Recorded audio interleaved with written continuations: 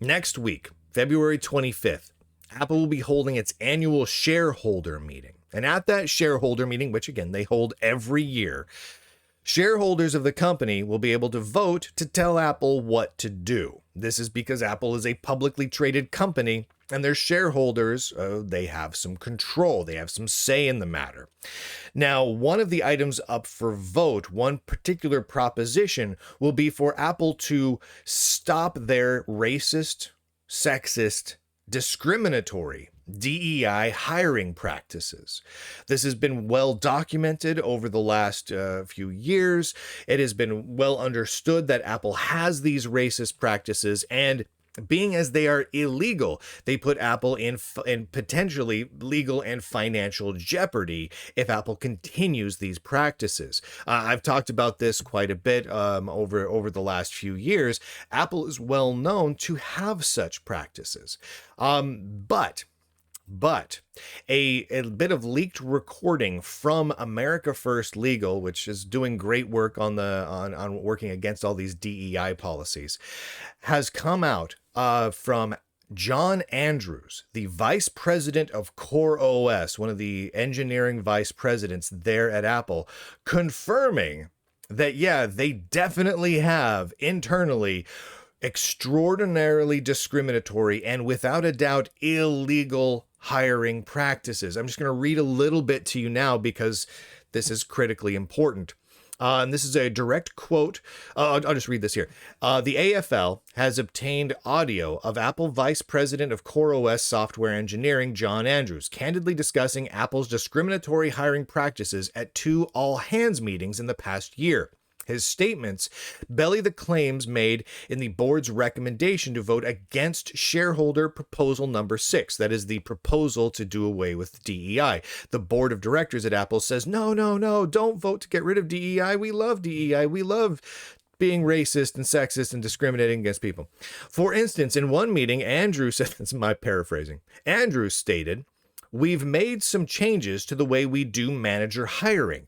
There's 2 questions at the top of an offer when it goes to approval. One is that a female was interviewed and that a URE, an underrepresented employee, was interviewed. And for management positions, I have said that I won't approve an offer unless there's a yes next to one of those. So we're going to keep looking until we find a diverse slate, and then we'll make the offer for management positions. I think this is super important because we do know that diverse managers hire diverse teams," end quote. In a second meeting, Andrews, VP of Engineering at Apple, said, around hiring, "We've been as diligent as we possibly can in making sure we find a diverse slate of candidates. If a team is struggling, we'll actually hold them back of offering until they have. We have some teams that have specifically said we don't have a diverse team and we're intentionally going to go out and build a diverse team. And when they have, they see the results." And when they say they're struggling, that means they're struggling to build a diverse team. This does not appear to be a rogue actor describing his own policies in an all-hands meeting. Apple openly advertises on its website, quote, "We filled more open leadership roles than ever with women globally and black candidates in the United States." What Apple fails to disclose to its investors, though, is that to achieve this race-conscious goal, it has apparently imposed its own version of the racially discriminatory Rooney Rule, where Apple holds positions as long as possible to ensure diverse results. So what do we have here? I mean, really, going into this meeting next week at Apple, it is a critical moment for the company and for parts of the computer industry. And here's why. Right now within the United States, it is becoming increasingly obvious that if companies are pursuing DEI agendas in their hiring and firing, meaning that there is a tangible, measurable benefit or harm at play based on the discrimination from the company, right? Hiring and firing based on ethnicity, based on skin color, based on gender, etc., that those companies are going to lose lawsuits. in droves. They may win a few, but they're going to lose a lot of them. I mean, there's tons going on right now against IBM and Red Hat and Target and so many companies, that corporations that continue to go down those lines are setting themselves up for massive legal and financial disaster. Based on just purely the number of people that I've heard from at Apple, specifically at Apple, who have seen, witnessed, or experienced this sort of discrimination. Apple's just cruising for a bruising, to coin a term. They're looking at a situation where they're going to have a lot of lawsuits against them, and at a time when the United States government is cracking down on all DEI related stuff. The United States executive government, federal government, has declared straight up DEI is illegal. And they're going after anyone who contracts with the federal government if they do these sorts of racist hiring practices, which Apple does work with the federal government. If they're doing work with the federal government, and they next week, at the board's urging, the shareholders say, yeah, let's keep discriminating. Let's keep being racist. Let's keep being sexist. Let's keep hurting people based on their skin colors. Well, now they've got a real easy slam dunk case for anyone who wants to sue Apple, and the United States government's probably going to come after them. The Department of Justice would have a very easy case to make against Apple for saying, okay, Apple, I guess you don't get government contracts anymore, which does away with a ton of money that Apple makes. This seems like it's a critical moment for Apple as a company, for Apple's employees, and for other companies that do business with Apple, and other companies just in the tech industry in general who look to Apple and say, well, what's happening there? So what happens next week is going to set the tone for a lot of what happens over the course of the next year.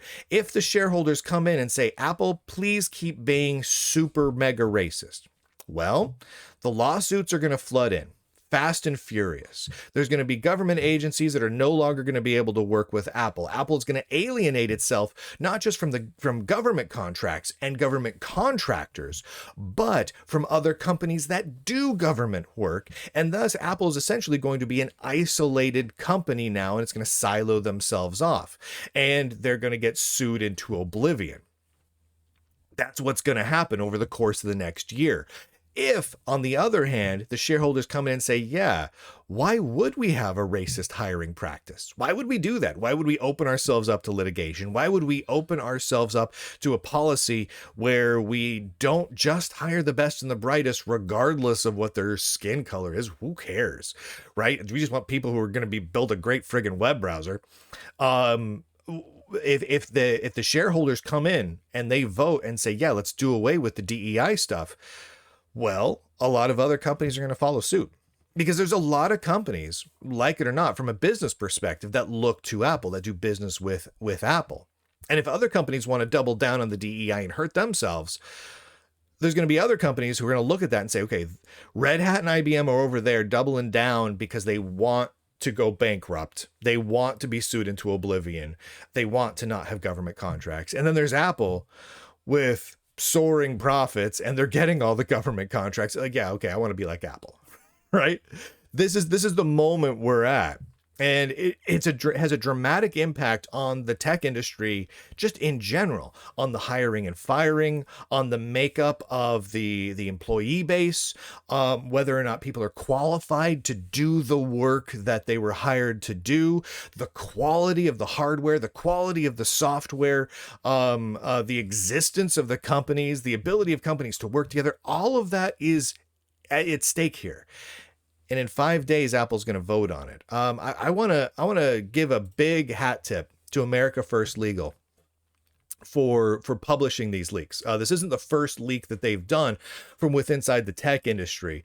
They've done a few over the last year or two, including a couple that came out of IBM that the Lunduke Journal covered as well. That they did a great job of getting those out there to everyone. So kudos to America First Legal. America First Legal, if you go to, what's their website there?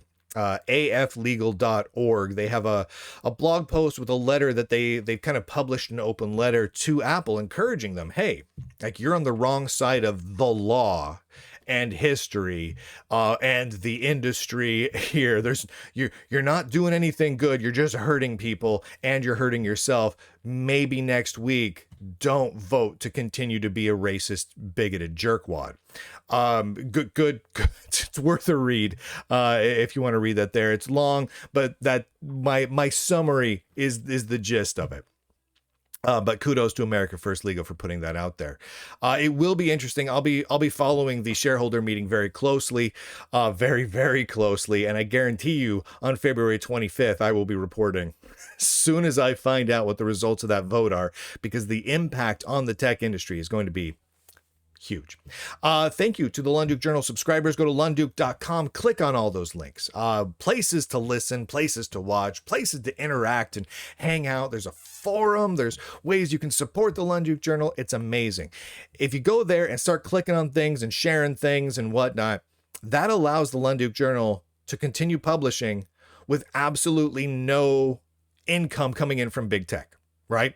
I derive all of the income to keep the lights on at the Lunduke Journal solely based on subscriptions from all of you, which means I don't take money from IBM or Apple or Red Hat or Microsoft or Oracle or Amazon or anyone else. And no one can tell the Lunduke Journal what to cover or what not to cover. And that is entirely possible because of you. No big tech influence here. So thank you. Go to lunduke.com. And with that, ladies and gentlemen, boys and girls, nerds and nerdettes across the inner tubes, I do declare, end broadcast.